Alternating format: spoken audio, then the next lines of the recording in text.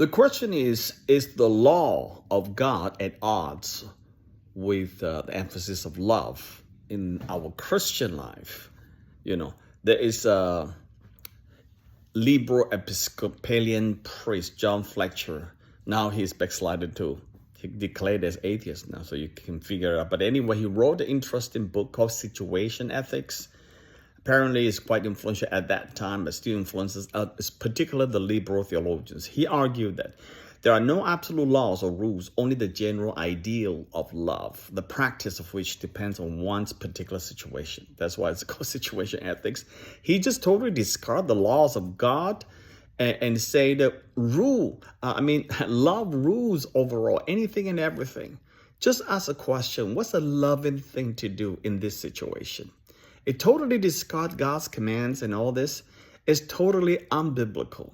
You know the Bible said, Jesus also quoting from Deuteronomy 6.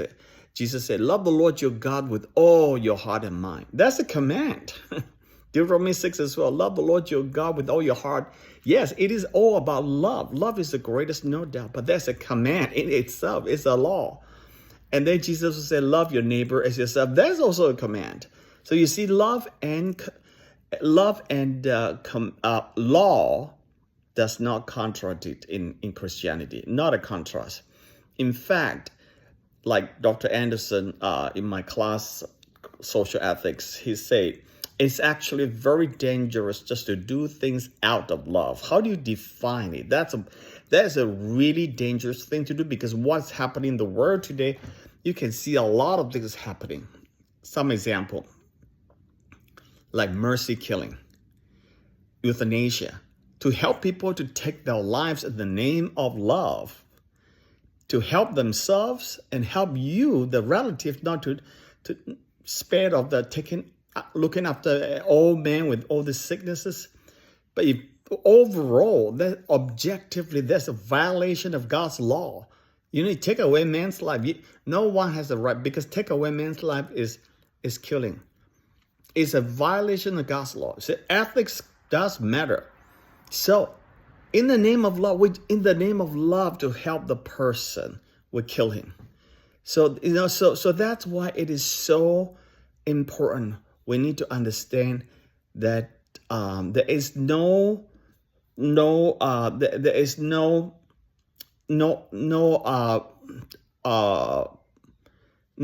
knocking heads between a love of God and the law of God. All right.